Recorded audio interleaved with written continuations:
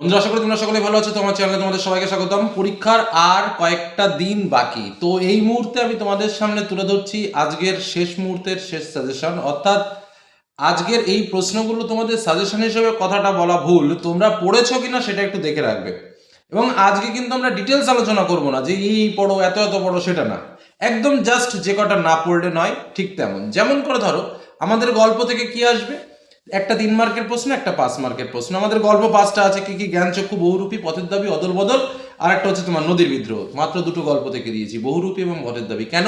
কারণ যারা এই দুটো গল্প ভালো করে পড়েছো তারা 3 মার্কের প্রশ্ন এবং 5 মার্কের প্রশ্ন উভয়ই কমন পাবে। দেখে নাও এই প্রশ্নগুলো তোমরা রেডি করেছো কিনা। খুব চমৎকার পাগল সাজতে পেরেছে তো লোকটা। সে কিভাবে পাগল সেজেছিল এই কথা বলার কারণ কি? হরিদার জীবনে সত্যি একটা নাটকীয় বৈচিত্র্য আছে। নাটকীয় বৈচিত্র্যটি কি? মোট 8 টাকা 10 আনা পেয়েছিলেন। কে পেয়েছিলেন? কি কারণে তিনি টাকাটা পেয়েছিলেন? খাঁটি মানুষ তো নয় বক্তাকে, তিনি খাঁটি মানুষ নন কেন? জগদীশবাবু যে কি কাণ্ড করেছেন, কে জগদীশবাবু, সে কি কাণ্ড করেছিল? একটা আতঙ্কের হল্লা বেজে উঠেছিল, কোথায়, কেন? আপনি কি ভগবানের চেয়েও বড়, কাকে এ কথা বলা হয়েছে? তাকে এ কথা বলা হয়েছে কেন? অনাদি বলে এটা কি কাণ্ড করলেন হরিদা? কোন কাণ্ডের কথা বলা হয়েছে? কাণ্ডটি বিস্ময়কর কেন? তাতে যে আমার ঢং নষ্ট হয়ে যায়। ঢং বলতে এখানে কি বোঝানো হয়েছে? কিসে ঢং নষ্ট হয়ে যায়? কি অদ্ভুত কথা বললেন হরিদা বক্তাকে? বক্তার কাছে হরিদার কথা অদ্ভুত বলে মনে হয়েছে কেন? হরির কাণ্ড, হরিকে, হরির কাণ্ড বলতে কোন ঘটনার কথা বলা হয়েছে? সন্ন্যাসীর গল্পটা শুনে কি হরিদার মাথার মধ্যে নতুন কোনো মতলব ছটপট করে উঠেছে? সন্ন্যাসীর গল্পটা কি? বহুরূপী গল্পে হরিদার চরিত্র, সে ভয়ানক দুর্লভ জিনিস। ভয়ানক দুর্লভ জিনিসটা কি? কোন প্রসঙ্গে কথাটি বলা হয়েছে? কথাটির তাৎপর্য লেখো। আজ তোদের একটা জবর খেলা দেখাবো, এই কথাটি কে কাদের বলেছে? জবর খেলাটি বর্ণনা করো। নেক্সট, পথের দাবি গল্প থেকে বুড়ো মানুষের কথাটা শুনো, কে কাকে উদ্ধৃত করে কথাটি বলেছেন, এই কথা বলার কারণ কি? রাজবিদ্রোহী চিন্তাতেই ধ্যানস্থ হইয়া রইল, কার চিন্তায় কে ধ্যানস্থ হয়ে রইল? উদ্দিষ্ট ব্যক্তির স্বরূপ ব্যাখ্যা করো। তাছাড়া এত বড় বন্ধু কে, এই কথা বলার কারণ কি? অপূর্বর ঘরে চুরি হয়ে যাওয়া খ্রিস্টান মেয়েটি তাকে কিভাবে সাহায্য করেছিল? যে দুঃখেই থাক, আমি আজ থেকে মাথায় তুলে নিলাম, বক্তাকে এ কথা বলার কারণ কি? অপূর্বর ঘরে চুরি হয়ে যাওয়ার জন্য সে কাকে কেন সন্দেহ করে? তুমি তো ইউরোপিয়ান নও, কে কাকে উদ্ধৃত করে কথাটি বলেছে? কখন এ কথা বলেছিল? বাবুজি, এসব কথা বলা দুঃখ আছে, কোন সব কথা বললে দুঃখ হতে পারে বলা হয়েছে? সে যে বর্মা এসেছে এ খবর সত্য, সে বলতে কার কথা বলা হয়েছে? তার আসার খবরে পুলিশ কর্মীরা কি কি করেছিলেন? বাবা একদিন এর চাকরি করে দিয়েছিলেন, বক্তাকে। তার বাবা কাকে কি চাকরি করে দিয়েছিলেন? Next, 5 marks most important. Political suspect Sabyasachi মল্লিককে কার সামনে হাজির করা হয়? হাজির করা হলে কি দেখা যায়? কেবল আশ্চর্য সেই রোগামুখের অদ্ভুত দুটি চোখের দৃষ্টি, এখানে কার কথা বলা হয়েছে? চোখ দুটি সম্পর্কে কি বলা হয়েছে? গ্রীষ্ম মহাপাত্রের চেহারার ও পোশাক পরিচ্ছদের বর্ণনা দাও, বা গ্রীষ্ম মহাপাত্রের চরিত্র বর্ণনা করো। কিন্তু ইহা যে কত বড় ভ্রম, তাহা কয়েকটা স্টেশন পরেই সে অনুভব করিল। সে বলতে কার কথা বলা হয়েছে? কোন প্রসঙ্গে এই কথা বলা হয়েছে? কথাটির তাৎপর্য লেখো। বাবুটির স্বাস্থ্য গেছে কিন্তু শখ 16 আনায় বজায় আছে, তা স্বীকার করতে হবে। বাবুটি কে? তার শখ যে বজায় আছে তা কিভাবে বোঝা গেল?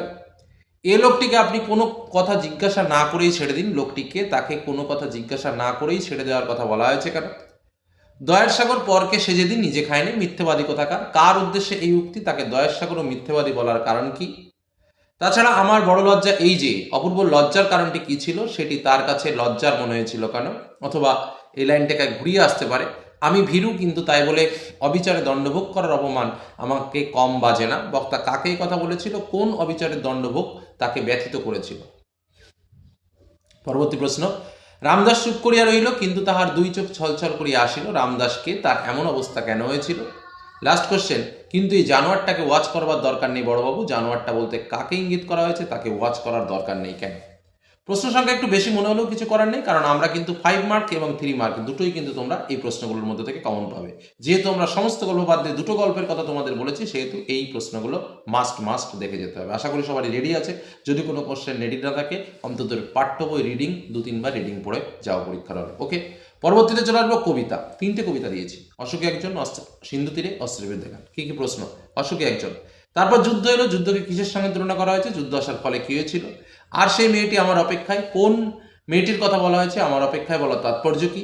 যেখানে ছিল সহজ সেখানে ছড়িয়ে রইল কাঠ কয়লা, কেন কি হয়েছিল বর্ণনা করো। রক্তের একটা কালো দাগ, কোথায় কখন কার রক্তের দাগের কথা বলা হয়েছে? শিশুরা খুন হলো, সেই মেয়েটির মৃত্যু হলো না, কি কারণে শিশুরা খুন হলো? মেয়েটির মৃত্যু না হওয়ার কারণ কি? তারপর যুদ্ধ এলো, যুদ্ধের ভয়ঙ্কর রূপের পরিচয় দাও। অশোকে একজন কবিতায় অশোকীকে কেন?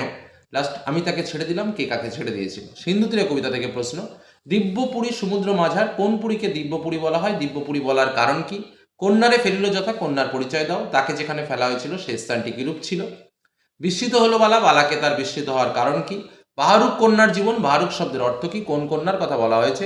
কন্যার জীবনকে ফিরিয়ে কে আনতে চায়? কিভাবে সে কন্যার জীবন ফিরিয়ে এনেছিল? তথা কন্যা থাকে সর্বক্ষণ, কোন কন্যা? সেই স্থানের পরিচয় দাও। অনুমান করে নিজে চিতে, কে কি অনুমান করেছিল? চিত্রের পোতলি সমা, কাকে চিত্রের পোতলি সমা বলা হয়েছে? কেন বলা হয়েছে? পঞ্চকন্যা পায়লা চেতন, পঞ্চকন্যা কারা? কার চেষ্টায় কি হয় পঞ্চকন্যা চেতনা ফিরে পেল? নেক্সট অস্ত্রের বিরুদ্ধে গান থেকে প্রশ্ন, গানের বর্ম আজ পড়েছি গায়ে, কে এই বর্ম গায়ে পড়েছে? গানের বর্ম বলার তাৎপর্য কি? অস্ত্র ফেলো অস্ত্র রাখো, অস্ত্র রাখো গানের দুটি পায়ে। অস্ত্রের বিরুদ্ধে গানকে কবিতায় কিভাবে কবি প্রতিষ্ঠা করেছেন? অস্ত্র কিসের প্রতীক? গান কিভাবে অস্ত্রের বিরুদ্ধে হাতিয়ার হয়ে উঠতে পারে তা কবিতা অবলম্বনে লেখো। আমার শুধু একটা কোকিল, বক্তাকে কোকিল শব্দটি ব্যবহার এর তাৎপর্য ব্যাখ্যা করো। মাথায় কত শকুন বা চিল, শকুন বা চিল বলতে কবি কি বুঝিয়েছেন? হাত নাড়িয়ে বুলেট তাড়ায় কোন কবিতার অন্তর্গত? উদ্ধৃতাংশে কবি কি বলতে চেয়েছেন? বর্ম খুলে দেখো আদুর গায়ে, আদুর শব্দের অর্থ কি? কে বর্ম পরে আছে? গান তো জানি একটা দুটো, আঁকড়ে ধরে শেখর ফুটো বক্তাকে, তার এই বক্তব্যের তাৎপর্য কি? প্রবন্ধ আমাদের দুটো প্রবন্ধ, হারিয়ে যাওয়া কালিকলম এবং বাংলা ভাষায় বিজ্ঞান। আমি শুধুমাত্র হারিয়ে যাওয়া কালিকলম থেকে দিয়েছি, কারণ বাংলা ভাষায় বিজ্ঞানের প্রশ্ন সংখ্যা অনেক বেশি, যেহেতু লাস্ট মিনিট সাজেশন, সেহেতু এই কটা প্রশ্ন ভালো করে কমপ্লিট করলেই কিন্তু তোমরা একটা কমন পাবে এবং একটাই লিখবে। তো কি কি প্রশ্ন? প্রথম প্রশ্ন, কথায় বলে কালিকলম মন, লেখে তিনজন, এখানে কথা বলতে কি বোঝানো হয়েছে ব্যাখ্যা করো। সেই ফরাসি কবির মতো বলছি, ফরাসি কবির মতো লেখক কি বলেছেন? কেন লেখক সে কথা বলেছেন? দোয়াত যে কত রকমের হতে পারে না দেখলে বিশ্বাস করা শক্ত, প্রবন্ধ অনুসারে রকমারি দোয়াতের পরিচয় দাও। কার দোয়াত সংগ্রহ দেখতে গিয়ে বক্তার কি অভিজ্ঞতা হয়েছিল? কালগুনে বুঝিবা আজ আমরাও তাই, কথাটি কাল লেখা, কোন রচনাংশ, কে কোন প্রসঙ্গে বলেছেন? কথাটির তাৎপর্য লেখো। অথবা বাংলায় চালু প্রবাদটি কি? কেন এই প্রবাদ ব্যাখ্যা করো। অথবা কালি নেই কলম নেই বলে আমি মুন্সি, ব্যাখ্যা করো। একই উত্তর। পরবর্তী প্রশ্ন, আমরা কালি তৈরি করতাম নিজেরাই, কারা কালি তৈরি করতেন? তারা কিভাবে কালি তৈরি করতেন? সব থেকে বেশি একটা মোস্ট ইম্পর্টেন্ট কোশ্চেন। তাই নিয়ে আমাদের প্রথম লেখালেখি, কি নিয়ে কাদের লেখালেখি, কিভাবে লেখালেখির সরঞ্জাম তৈরি হতো। পরবর্তী প্রশ্ন, লেখকের কল্পনায় রকমারি কলমের বর্ণনা দাও। পরবর্তী কোশ্চেন, আশ্চর্য সবই আজ অবলুপ্তির পথে, কি আশ্চর্য, কেন অবলুপ্তির পথে, ব্যাখ্যা করো। পরবর্তী প্রশ্ন, অথচ কত সামান্যই না রোজগার করতেন ওরা, ওরা কারা? অথচ কথাটি ব্যবহারের তাৎপর্য কি? ওদের সম্পর্কে যা জানো লেখো। বাংলা ভাষায় প্রশ্ন আমি দিলাম না, তার কারণ এখান থেকে অনেক প্রশ্ন করতে হতো। যারা দুর্বল বা শেষ মুহূর্তে, এই কটা প্রশ্ন ভালো করে দেখে যাও।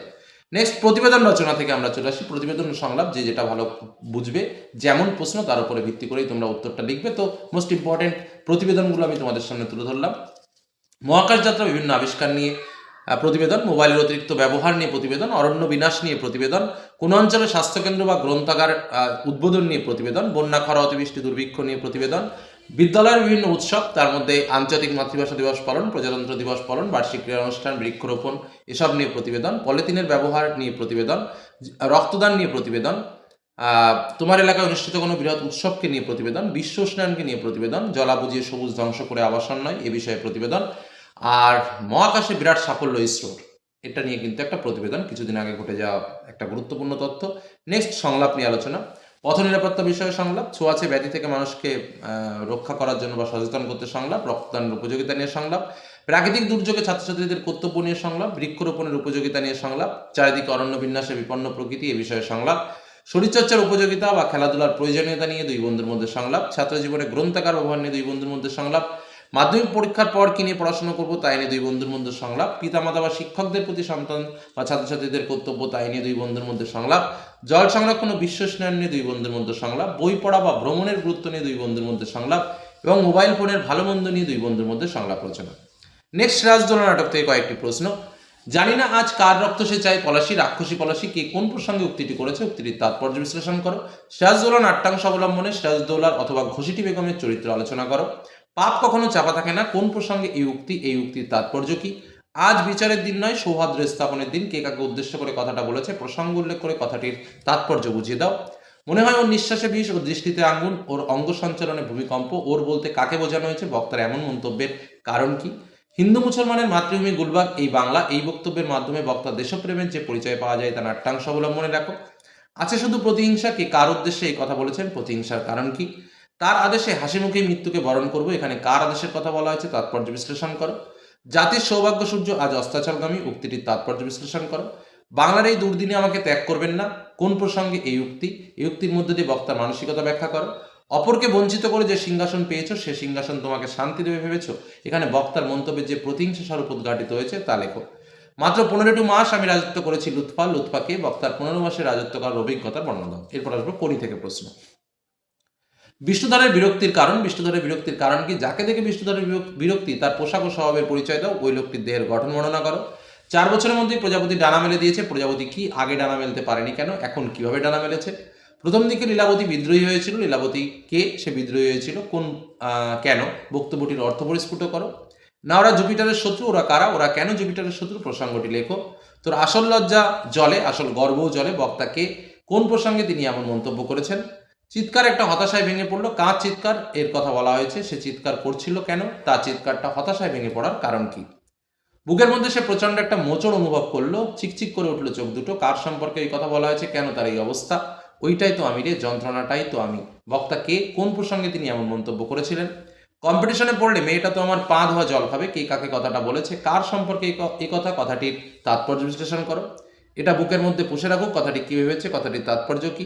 ফ্যাকাশে হয়ে গেল কনির মুখ। মুখ নামিয়ে সে দাঁড়িয়ে থাকলো কেন? তার মুখ ফ্যাকাশে হয়ে গেল।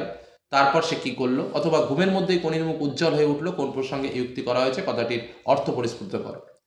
একবারে কোন কম্পিটিশনে দেখিয়ে দেবো বেটাদের কে কার পায়ের জল খায়। কে কাকে বলেছে? কথাটি প্রসঙ্গ নির্দেশ করে ব্যাখ্যা করো। অবশেষে কোনি বাংলা সাঁতার দলে জায়গা পেল। কোনি কিভাবে বাংলা সাঁতার দলে জায়গা পেল? শোনামাত্র প্রণবেন্দু দপ করে উঠেছিল। প্রণবেন্দুর পরিচয় দাও। তার কথার মধ্যে দিয়ে বক্তার কোন মানসিকতার পরিচয় পাওয়া যায়? নেক্সট, কোনি এবার ভালো করে তাকালো। কোনি কার দিকে ভালো করে তাকালো? ভালো করে তাকানোর কারণ কি? ভালো করে তাকাতেই কোনির চোখে সত্য সংখ্যাটা ভেসে উঠেছিল কেন? আর কোনি উপন্যাসে লীলাবতী কোনির চরিত্র বিশ্লেষণ করো। হয়ে গেল কোনি। এবার রচনা। বিজ্ঞান ও কুসংস্কার বা বিজ্ঞান কুসংস্কার দমনে ছাত্র সমাজ, বাংলার উৎসব, বাংলা ঋতু বৈচিত্র্য, পরিবেশ দূষণতার প্রতিকার। এই কটা মোস্ট ইম্পর্টেন্ট। এই কটা করলে নিচের দুটো না করলেও নয়, তবুও যাদের মনে হবে যে আরো একটু করি, তারা তোমার জীবনের লক্ষ্য, তোমার প্রিয় কবি, এগুলো দেখতে পারে। এগুলো আমাদের ওভারঅল টোটাল সাজেশন তোমাদের সামনে শেয়ার করলাম। এর থেকে কম প্রশ্ন পড়ে পরীক্ষার হলে যেও না। আর যদি আরো বেশি প্রশ্ন পড়তে চাও তা আমি তোমাদের আগে দিয়েছি। এখন শুধুমাত্র দেখে যাও এই প্রশ্নগুলো তোমাদের রেডি আছে কিনা। যদি কোনো প্রশ্ন রেডি না থাকে তাহলে অবশ্যই রেডি করে পরীক্ষার হলে যেও, নিজের ভালোর জন্য। এটুকু বলে আলোচনা শেষ করলাম। ভালো থেকো, সুস্থ থেকো, সাবধানে থেকো। ধন্যবাদ।